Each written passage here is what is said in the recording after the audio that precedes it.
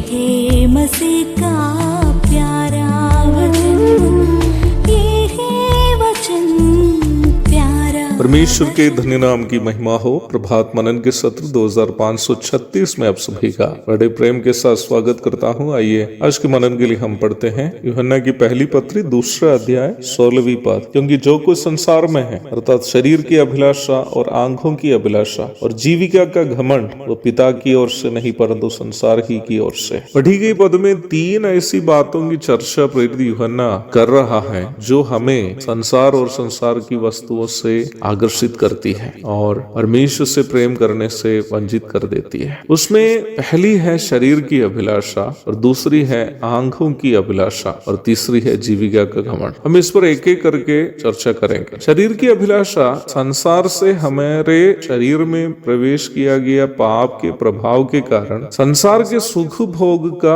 आनंद अनुभव करने का शरीर की तीव्र इच्छा को सूचित करती है। याकूब अध्याय 1 पद 14। शरीर में वास करने वाला पाप को जो हम अपने पूर्वजों से प्राप्त किया है जन्म पाप अथवा हेरिडिटरी सिन कहते हैं। जन्म पाप हमारे शरीर के पापमय स्वभावों को उकसाता है और परिणाम स्वरूप हम पाप करते हैं। जो पाप हम व्यावहारिक रूप में करते हैं उसे कर्म पाप अथवा ट्रांसग्रेशंस कहते हैं। इफिसी 2:1 में हम इन दोनों शब्द को देख सकते हैं। जन्म पाप कर्म पाप में तब्दील होने के संबंध में मैं आपको एक उदाहरण बताना चाहता हूँ। मान लीजिए कि मेरे अंदर क्रोध करने का स्वभाव है जो मुझे मेरे पूर्वजों से प्राप्त है। एक व्यक्ति के रूप में मैं नहीं चाहता कि किसी पर क्रोध करे, क्योंकि मेरा विवेक मुझे सिखाता है कि बार बार क्रोध करना और किसी से झगड़ा करना उचित नहीं है और एक सभ्य स्वभाव भी ये नहीं। परंतु ऐसी परिस्थिति में शैतान जो संसार का ईश्वर है 2 कुरिन्थियों 4:4 मेरे सामने कोई ऐसी हालात पैदा करेगा जहां मुझे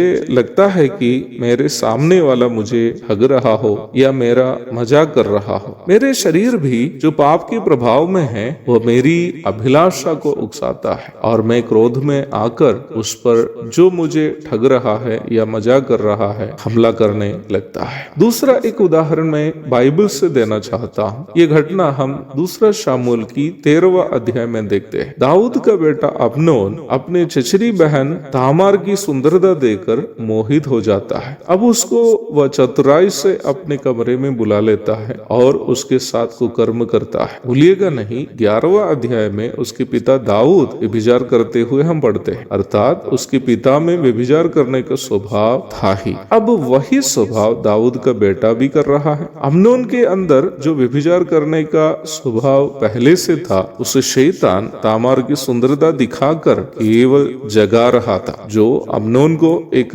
व्यभिचारी बना दिया। केवल व्यभिचार ही नहीं, आत्मिक बातों को महत्व दिए बिना संसार के किसी भी सुख सुविधाओं के पीछे हम करने वाला भगदड़ पाप है। परमेश्वर के लोग संसार के सुखों के पीछे नहीं बल्कि इस सोच में जीवन बिताना है कि अपने जीवन से कैसे परमेश्वर को प्रसन्न करें। हमें से किसी का भी जीवन एलीशा का दास गेहसी के समान नहीं होना चाहिए, जिन्होंने नामान से कीमती चीजें पाने की इच्छा से उसके रथ के पीछे दौड़कर अंत में कोढ़ी होकर जीवन बर्बाद किया। हमें जब अपने अंदर संसार के सुखों की और अभिलाषा उत्पन्न होती है उसे शैतान का फंदा समझकर उससे हमें बच जाना चाहिए। एक और शुभ दिन की धन्य कामनाओं के साथ आज का मनन में यहाँ समाप्त करता हूँ। प्रभु आप सबको आशीष दे। आमीन।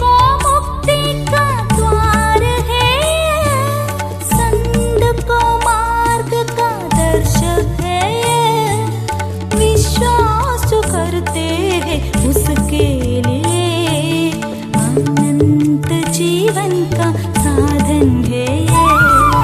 ये है वचन प्यारा वचन, यीशु मसीह का प्यारा वचन। ये है वचन प्यारा वचन, यीशु मसीह का